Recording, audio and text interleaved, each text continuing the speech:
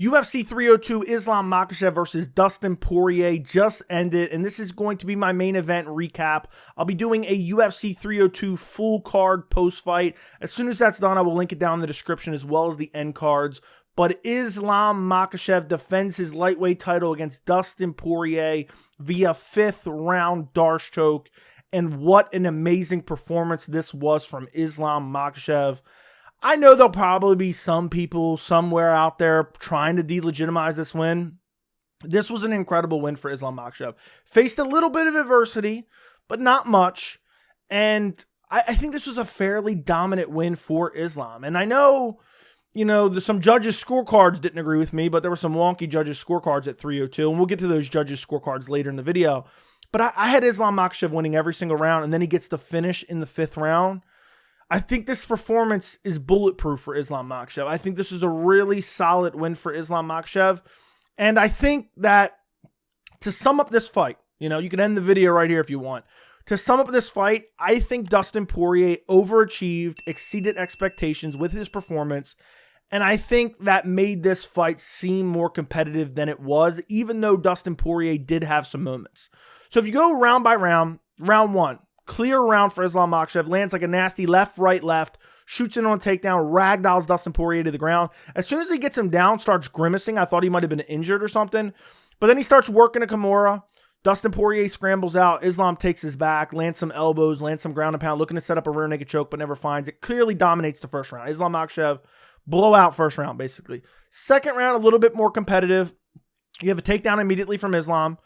Then you have Dustin scramble right back up. I mean, literally scrambled right back up. I don't even know if they count it as a takedown. And then you have Dustin Poirier stuffing some takedowns. But in between those takedown attempts, Islam's kind of cracking him on the feet. Dustin's landing an occasional jab. Dustin very rarely threw leg kicks in this fight. I think at one point he threw a leg kick, got taken down, and then it basically abandoned it after that. But in the second round, you had basically Poirier, Islam striking, Islam occasionally shooting a takedown, Poirier kind of stuffing it a little bit. Making him getting made to work for it, stuffing it a bit. And then towards the end of the round, by the end of the round, I had Islam Makhachev up, just slightly up. I thought it was a close competitive round, but Islam was clearly up in my opinion. And then last 15 seconds, Islam took him down, landed like 3 or 4 solid ground and pound shots, took the second round. So clear second round for Islam Makhachev.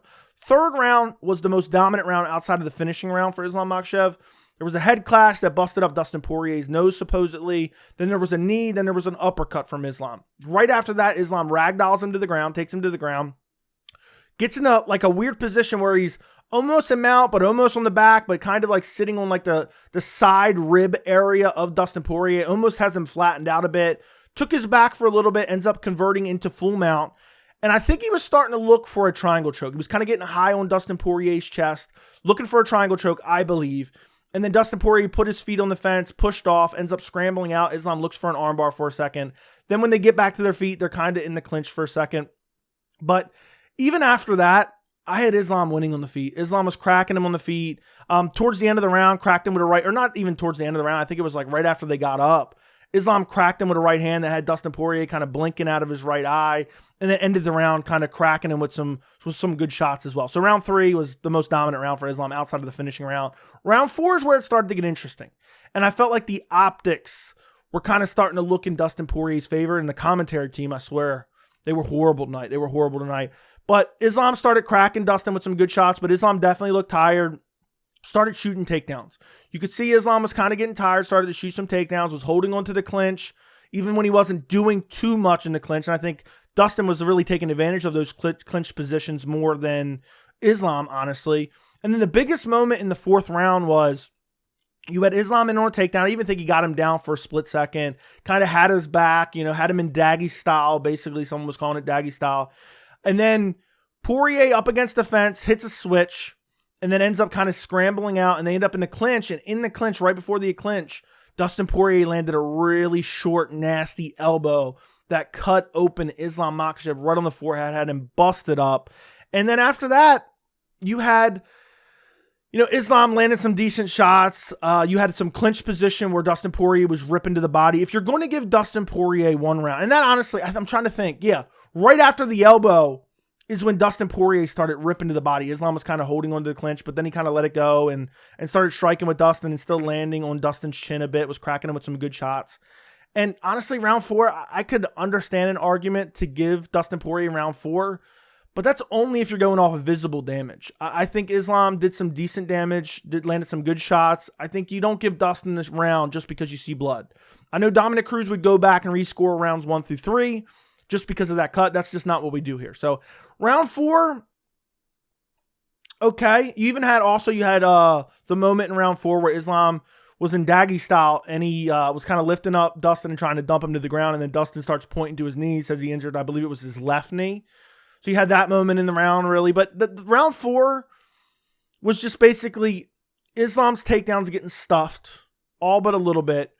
Islam cracking him on the feet, and then Dustin really having that one big moment with the elbow. Now, the 5th round, Islam was definitely slowing down. Islam was starting to look sluggish, but he was still landing on the feet. I think you had Dustin Poirier landed one good left hand. And then you had Dustin shucking off some takedowns. I don't remember how many takedowns it was in the 5th round, but Islam was looking for some takedowns. Dustin was stuffing them.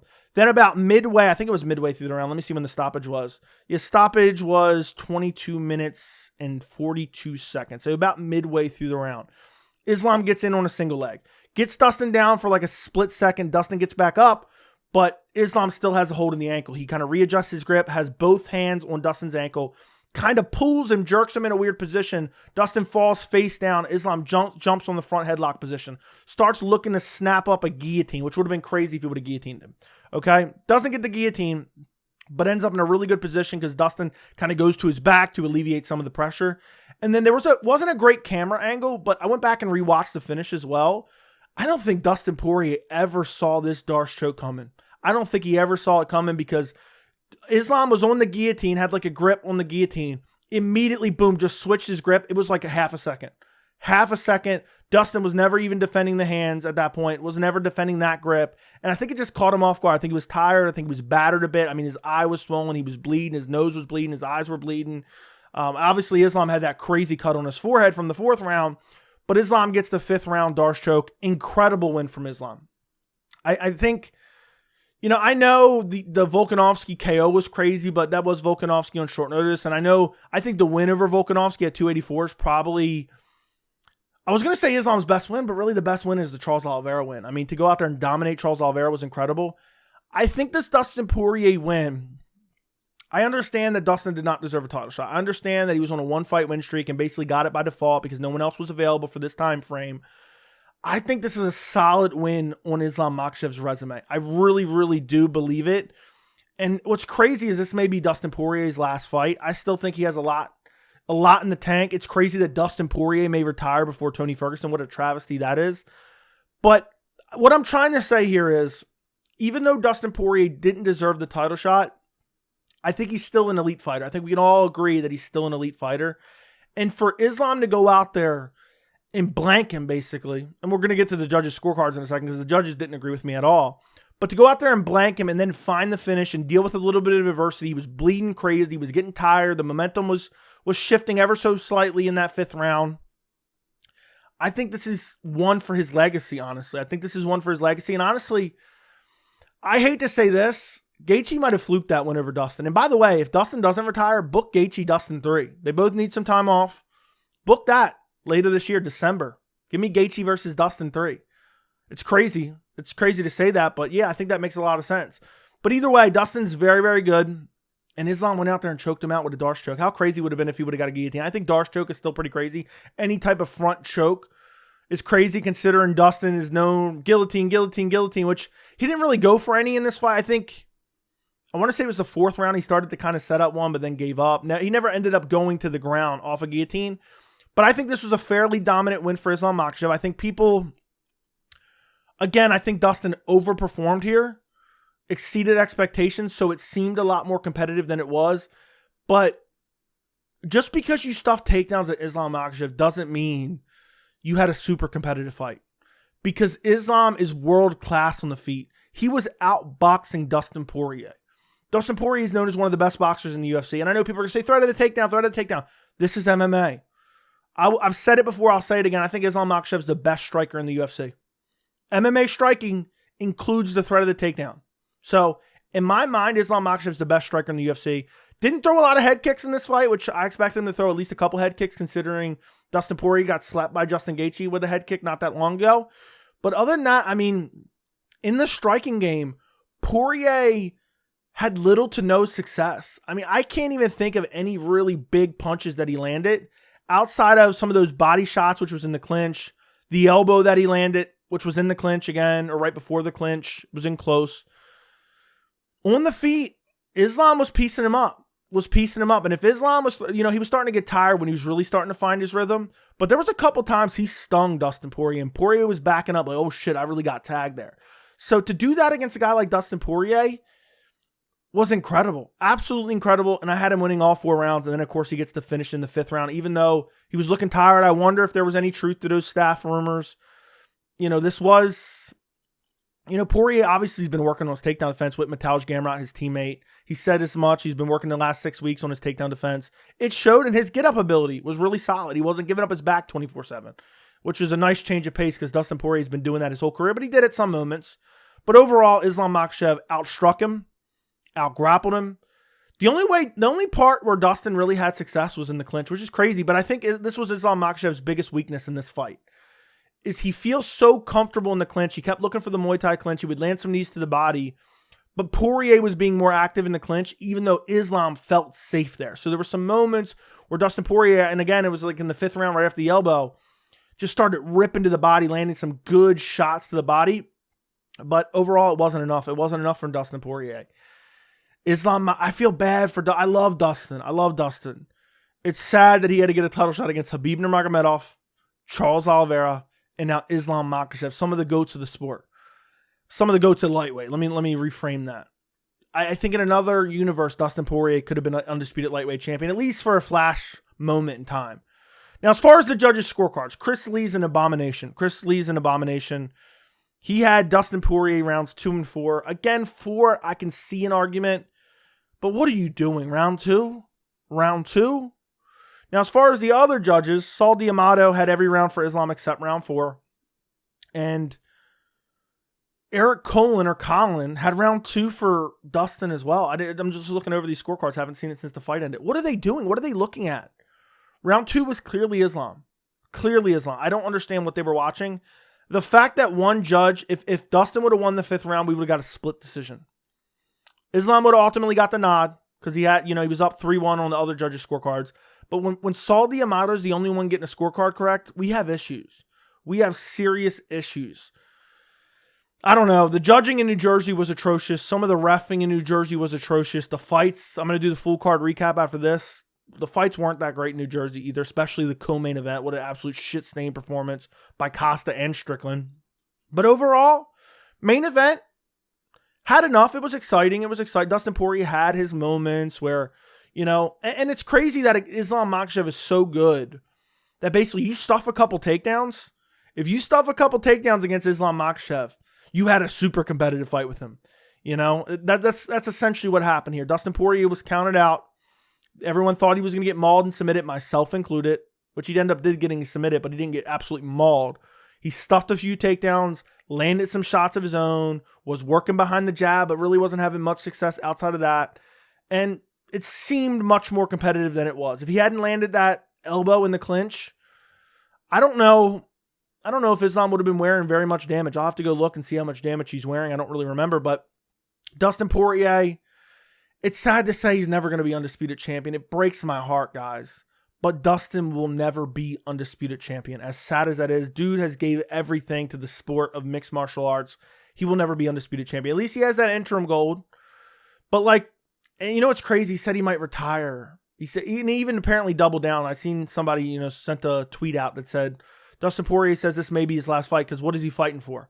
He can't ever be champion. He knows he can't ever be champion. At one point, I thought he was going to retire mid-fight. He got taken down.